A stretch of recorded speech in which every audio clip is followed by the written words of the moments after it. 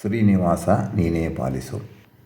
ಶ್ರೀ ಪುರಂದರದಾಸರ ಈ ಕೃತಿಯ ಸಂಕ್ಷಿಪ್ತ ಅನುವಾದವನ್ನು ಮಾಡೋಣ. ಶ್ರೀನಿವಾಸ ನೀನೇ ಪಾಲಿಸೋ ಶ್ರಿತಜನ ಪಾಲ ಗಾನಲೋಲ ಶ್ರೀ ಮುಕುಂದನೆ. ಪಲ್ಲವಿ. ದ್ವಾಪರ ಯುಗದ ಅಂತ್ಯದಲ್ಲಿ ತನ್ನ ಧಾಮಕ್ಕೆ ತೆರಳಿದ ಶ್ರೀಕೃಷ್ಣನೇ ಇನ್ನೊಂದು ರೂಪದಿಂದ ಶ್ರೀನಿವಾಸನಾಗಿ ಭಕ್ತರನ್ನು ಉದ್ಧಾರ ಮಾಡಲು ಕಲಿಯುಗದ ಈ ಘೋರ ಕಾಲದಲ್ಲಿ ತಿರುಮಲೆಯ ವಾಸಿಯಾಗಿರುವನು. ಇದನ್ನು ನಾವು ನಂಬಿದ್ದೇವೆ. ನಮ್ಮ ಶಾಸ್ತ್ರ ಗ್ರಂಥಗಳು ಹೇಳುತ್ತವೆ. ಶ್ರೀನಿವಾಸ ಕಲ್ಯಾಣ, ವೆಂಕಟೇಶ ಪಾರಿಜಾತ ಇತ್ಯಾದಿ ಗ್ರಂಥಗಳಲ್ಲಿ ಇದರ ವಿವರವನ್ನು ನಾವು ಕಾಣುತ್ತೇವೆ. ಪರಮಾತ್ಮನು ಅನಂತ ರೂಪದ ಧಾರಣೆಯನ್ನು ಏಕಕಾಲದಲ್ಲೇ ಮಾಡಲು ಶಕ್ತನು. ಪರಮಾತ್ಮನು ಪ್ರತಿಯೊಬ್ಬ ಜೀವಿಯ ಹೃದಯದಲ್ಲಿ ಕೂಡ ಬಿಂಬರೂಪಿಯಾಗಿ ಇದ್ದಾನೆ. ಈ ಘೋರವಾದಂತಹ ಕಲಿಯುಗದಲ್ಲಿ ತನ್ನ ಭಕ್ತರನ್ನು, ತನ್ನತ್ತ ಬರುವ ಭಕ್ತರನ್ನು ಪೊರೆಯುತ್ತಲಿರುವನು. ವೆಂಕಟೇಶ ವೆಂಕಟೇಶ, ಶ್ರೀನಿವಾಸ ಶ್ರೀನಿವಾಸ, ಏಳು ಕೊಂಡಲವಾಡ ಅಂತ ಎಷ್ಟು ಭಕ್ತರು ಆತನ ದರ್ಶನಕ್ಕೆ ಬರ್ತಾ ಇದ್ದಾರೆ. ದರ್ಶನ ಸಿಕ್ಕರೆ ಸಾಕು, ಅಪ್ಪ ನಿನ್ನ ದರ್ಶನ ಕೊಡು ಸಾಕು, ನಾವು ಉದ್ಧಾರ ಆಗುತ್ತೇವೆ ಎಂದು ಎಲ್ಲ ಭಕ್ತರು ಹೇಳುತ್ತಾ ಇದ್ದಾರೆ. ಅಪ್ಪನ ದರ್ಶನ ಆಗುವುದು ಅಷ್ಟು ಸುಲಭವಲ್ಲ. ನಿನ್ನ ದರ್ಶನಕ್ಕೆ ಬಂದವನಲ್ಲವೋ, ನಿನ್ನ ಭಕ್ತರ ದರ್ಶನಕ್ಕೆ ಬಂದೆ ಅಂತ ವಿಜಯದಾಸರು ಹೇಳಿದ್ದು ಆಗಿನ ಕಾಲದಲ್ಲೇ. ಆವಾಗಲೇ ಎಷ್ಟು ರಶ್ ಇತ್ತು ಅಪ್ಪನ ದರ್ಶನಕ್ಕೆ ಅಂತ ಅರ್ಥ ಆಗ್ತದೆ. ಶ್ರೀನಿವಾಸನು ತನ್ನತ್ತ ಬರುವ ಭಕ್ತರನ್ನು ಪೊರೆಯುವನು. ತನ್ನತ್ತ ಬರುವವರಿಗೆಲ್ಲ ಆಶ್ರಯ ಕೊಡುವನು ಅವನು. ಸಜ್ಜನರೆಂದರೆ ಆತನಿಗೆ ಬಲು ಪ್ರೀತಿ. ತನ್ನನ್ನು ಶ್ರೀನಿವಾಸ, ಗೋವಿಂದ, ವೆಂಕಟರಮಣ ಎಂದು ಸ್ತುತಿಸುವ ಜನರನ್ನು ಉದ್ಧರಿಸುವ ಕರುಣಾಮಯಿಯವನು. ಧ್ಯಾನ ಮಾಳ್ಪ ಸಜ್ಜನರ ಮಾನದಿಂ ಪರಿಪಾಲಿಪ ವೇಣುಗೋಪಾಲ ಗೋವಿಂದ ವೇದವಿದ್ಯ ನಿತ್ಯಾನಂದ ಅನುಪಲ್ಲವಿ. ಧ್ಯಾನಾಸಕ್ತರಾಗಿ ಗೋವಿಂದ ಗೋಪಾಲ ಎಂದು ಭಜಿಸಿದ ಪ್ರತಿಯೊಬ್ಬ ಸಜ್ಜನನನ್ನು ಅನುಗ್ರಹಿಸಿ ಸಲಹುವ ದೇವನವನು. ತನ್ನ ಭಕ್ತನಿಗೆ ಇಹದಲ್ಲೂ ಪರದಲ್ಲೂ ಉಚಿತವಾದ ಮಾನ ಸನ್ಮಾನ ದೊರಕಿಸಿಕೊಟ್ಟು ಸಲಹುವನು ಅವನು. ವೇಣುನಾದ ಮಾಡಿ ಗೋಪಿಕಾಸ್ತ್ರೀಯರನ್ನು ಸಲಹಿದ ದೇವನೇ ತಿರುಮಲೆಯ ಗೋವಿಂದನು. ಯಾವ ರೀತಿ ಮನೆಯಲ್ಲಿ ಕುಳಿತುಕೊಂಡು ಆತನನ್ನು ಹೃದಯದಲ್ಲಿ ಪರಮಾತ್ಮ ಇದ್ದಾನೆ, ಅವನೇ ಅನುಗ್ರಹವನ್ನು ಮಾಡುತ್ತಾನೆ ಅಂತ ತಿಳಿದುಕೊಂಡು ನಾವು ಧ್ಯಾನವನ್ನು ಮಾಡಿದರೆ ಒಲಿತಾನೆ. ಮೊದಲು ಆತನ ಒಂದು ಚಿತ್ರಣ ನಮ್ಮ ಕಣ್ಣ ಮುಂದೆ ಬರ್ತದೆ. ಕಣ್ಣು ಮುಚ್ಚಿದಾಗ ಕೂಡ ನಮ್ಮ ಮನಸ್ಸಿನ ಮುಂದೆ ಬರ್ತದೆ. ಮೊದಲು ವಾಸನಾಮಯ ರೂಪವನ್ನು ನಾವು ಕಾಣುತ್ತಾ ಆಮೇಲೆ ಆತನ ಚಿದಾನಂದ ರೂಪವನ್ನು ಕಾಣಲು ತೊಡಗುತ್ತೇವೆ. ಮನದಲ್ಲಿ ಧ್ಯಾನವನ್ನು ಮಾಡಬೇಕು, ಯೋಗವನ್ನು ಮಾಡಬೇಕು, ಜಪವನ್ನು ಮಾಡಬೇಕು, ತಪವನ್ನು ಮಾಡಬೇಕು.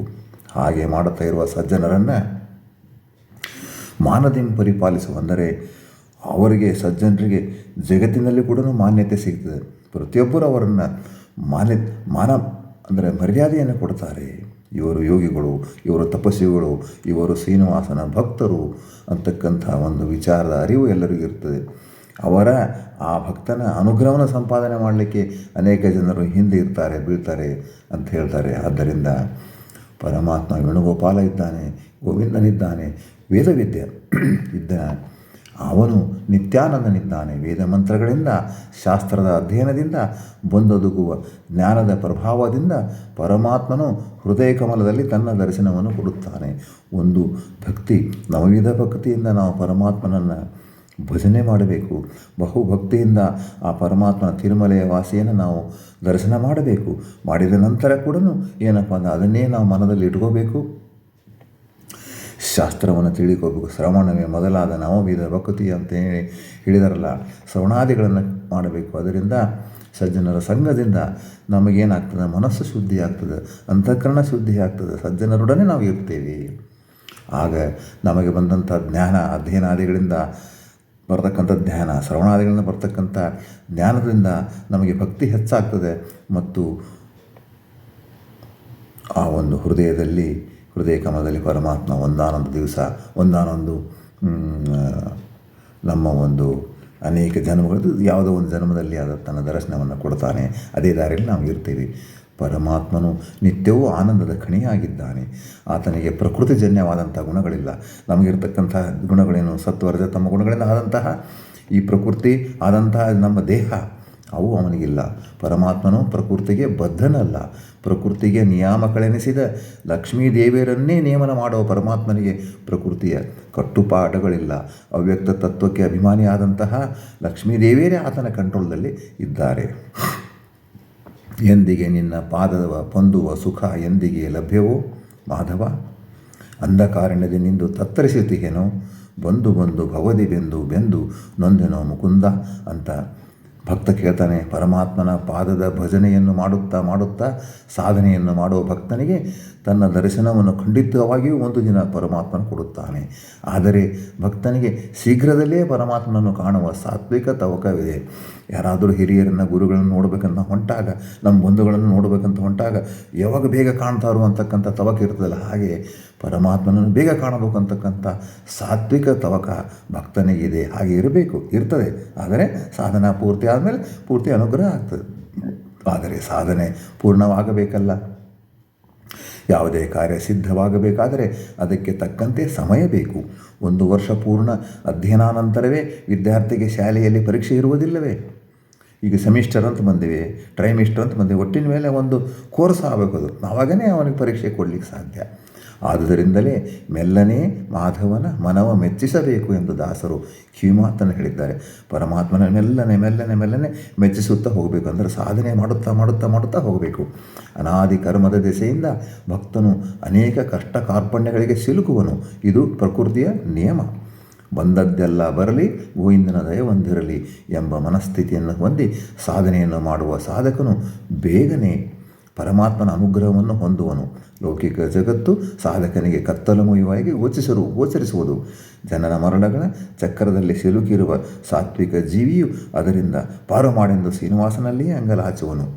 ಭವಸಾಗರವೇ ಹಾಗೆ. ಆ ಭವಸಾಗರವನ್ನು ದಾಟಿಸಲಿಕ್ಕೆ ಅನುಭವಿ ನಾವಿಕ ಪರಮಾತ್ಮನೇ. ಎಳ್ಳಷ್ಟು ಸುಖವಿಲ್ಲ ಪ್ರಾಪಂಚಿಕ ಚಿಂತೆಯಲ್ಲಿ ತೊಳಲಾಡುವುದು ಭಕ್ತನಿಗೆ ಇಷ್ಟವಿಲ್ಲ. ಇದರಿಂದ ಪಾರು ಮಾಡು ಎಂದು ಅಂಗಲಾಚುವನು. ಆತನನ್ನೇ ಶರಣ ಹೋಗುತ್ತಾರೆ. ಭಾರ ಹಾಕಿರುವನು ನಿನಗೆ ನಾರಸಿಂಹನೇ. ಎಷ್ಟು ದಿನ ಕಷ್ಟಪಡುವುದೋ ಯಶೋದೆ ಕಂದ, ದೃಷ್ಟಿಯಿಂದ ನೋಡಲಾಗದೆ ಮುಟ್ಟಿ ನಿನ್ನ ಭಜಿಸಲಾರೆ. ಕೆಟ್ಟ ನರ ಜನ್ಮದೊಳು ಕಾರ್ಯ ಮಾಡಿದಾಗ್ಯೂ ಇಷ್ಟನಾಗಿ ಕೈಯ ಪಿಡಿದು ಅನಾದಿ ಕರ್ಮವಿದೆ ಎಂದು ಹೇಳುತ್ತಾರೆ.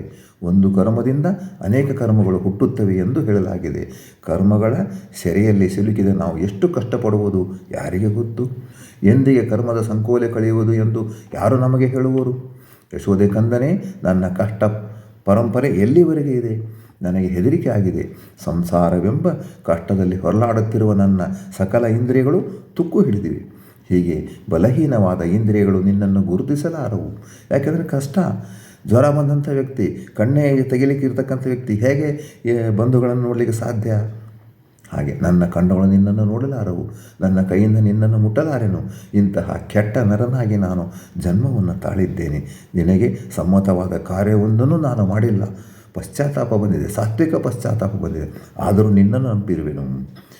ಏನಾರ ಇರಲಿ, ಬಂದದ್ದೆಲ್ಲ ಬರಲಿ, ಗೋವಿಂದನ ದಯ ಬಂದಿರಲಿ. ಆದರೆ ಈ ಒಂದು ಅಲ್ಪಜೀವಿ, ದೇಹದ ಸಾಮರ್ಥ್ಯ ಇಲ್ಲ, ಏನು ಮಾಡಲಿಕ್ಕೆ ಆಗ್ತಾಯಿಲ್ಲ. ಆದರೆ ನಂಬಿಕೆ ನಿನ್ನ ಮೇಲೆ ಇದೆ. ನಿನ್ನನ್ನು ಪ್ರಾರ್ಥಿಸುವೆನು. ದಯವಿಟ್ಟು ನನ್ನ ಕೈ ಹಿಡಿದು ಉದ್ಧರಿಸು ದೇವರ ದೇವ. ಎಂತಹ ಸಾತ್ವಿಕವಾದಂತಹ ಭಿನ್ನ ರಿಕ್ವೆಸ್ಟು ಭಕ್ತನಿಂದ. ಅನುದಿನ ಅನೇಕ ರೋಗವ ಅನುಭವಿಸಿದನು.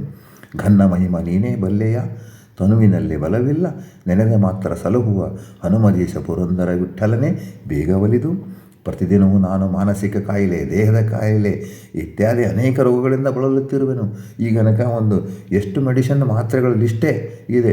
ಬೇಗ ಕಾಫಿ ಕುಡಿಬೇಕು, ಟಿಫನ್ ತಿನ್ನಬೇಕು, BP, ಶುಗರು, ಅವು ಇವು 108 ಮಾತ್ರೆಗಳನ್ನು ತೆಗೆದುಕೊಳ್ಳಬೇಕು. ಅದರ ಪಟ್ಟಿ ಕೊಡಲಿಕ್ಕೆ ಸಾಧ್ಯ ಇಲ್ಲ. ಎಲ್ಲ ಆ ಸಿನ್ನು ಈ ಸಿನ್ನು ಎಲ್ಲ ಮೆಡಿಸಿನ್ನು. ಎಲ್ಲವನ್ನು ಬಲ್ಲವನು ನೀನು. ಈಗ ನನ್ನ ದೇಹದಲ್ಲಿ ಸ್ವಲ್ಪವೂ ಬಲ ಇರುವುದಿಲ್ಲ. ಇಳುವಿನ ಕಾಲದಲ್ಲಿ ಇದ್ದೇನೆ ನಾನು. ದಿನನಿತ್ಯದ ಯಾವುದೇ ಕಾರ್ಯವನ್ನು ಮಾಡಲು ನಾನು ಅಸಮರ್ಥನಾಗಿರುವೆನು. ತುಂಬ ಹೃದಯದಿಂದ ಪರಮಾತ್ಮ ರಕ್ಷಿಸು ಎಂದು ಕರೆದರೆ ನೀನು ಬರುವೆ ಎಂಬ ವಚನಗಳಿವೆ. ಅದನ್ನು ಮಾತ್ರ ನಾನು ನಂಬಿದ್ದೇನೆ. ಅದನ್ನು ನಾನು ನಂಬಿ ನಿನ್ನನ್ನು ಕೂಗಿ ಕರೆಯುತ್ತಿದ್ದೇನೆ. ವಿಠಲ, ನೀನು ಬಂದು ನನ್ನನ್ನು ರಕ್ಷಿಸು ದೇವ. ಹನುಮಂತ ದೇವರಿಗೆ ನೀನು ದೊರೆಯಲ್ಲವೇ ಹನುಮಧೀಶ? ಬೇಗನೆ ನನ್ನತ್ತ ಬಾ, ದಯವಿಟ್ಟು ನನ್ನನ್ನು ರಕ್ಷಿಸು, ನಾನು ನಿನ್ನವನು ಅಂತಕ್ಕಂಥ ಒಂದು ವಿಶೇಷವಾದಂತಹ ರಿಕ್ವೆಸ್ಟನ್ನು ಭಕ್ತ ಮಾಡ್ತಾ ಇದ್ದಾನೆ. ಭಕ್ತರ ವಿಚಾರವೇ ಇದು. ಏನೇ ಕಷ್ಟ ಇರಲಿ, ಏನೋ ಇರಲಿ, ಏನೇ ಮರಲಿ, ಈ ಲೌಕಿಕದಲ್ಲಿ ಅನೇಕ ಸಲ ಆಸಕ್ತಿಯಿಂದಾಗಿ ಪರಮಾತ್ಮನ ಮರಿಲಿಕ್ಕೆ ಸಾಧ್ಯ ಉಂಟು, ಎಲ್ಲ ಉಂಟು. ಆದರೂ ಕೂಡ ಸಾತ್ವಿಕ ಜೀವಿಗೆ ಪರಮಾತ್ಮನ ಬಗ್ಗೆ ಒಲವು ಇರ್ತದೆ, ಪ್ರೀತಿ ಇರ್ತದೆ. ಅದನ್ನೇ ಹಾಗೆ ಸಾಧನೆ ಮಾಡ್ಕೊತಾ ಹೋಗಬೇಕು ಅಂತಕ್ಕಂಥ ವಿಚಾರವನ್ನು ದಾಸರು ಇಲ್ಲಿ ಕೊಟ್ಟಿದ್ದಾರೆ. ಇದೇ ರೀತಿ ಮತ್ತೆ ಮುಂದಿನ ಇನ್ನೊಂದು ದಾಸರ ಪದವನ್ನು ತೆಗೆದುಕೊಂಡು ವಿವರಣೆಯನ್ನು ಮಾಡುತ್ತಾ ಸಾಗುವ. ಹರೇ ಶ್ರೀನಿವಾಸ, ಹರೇ ಕೃಷ್ಣ.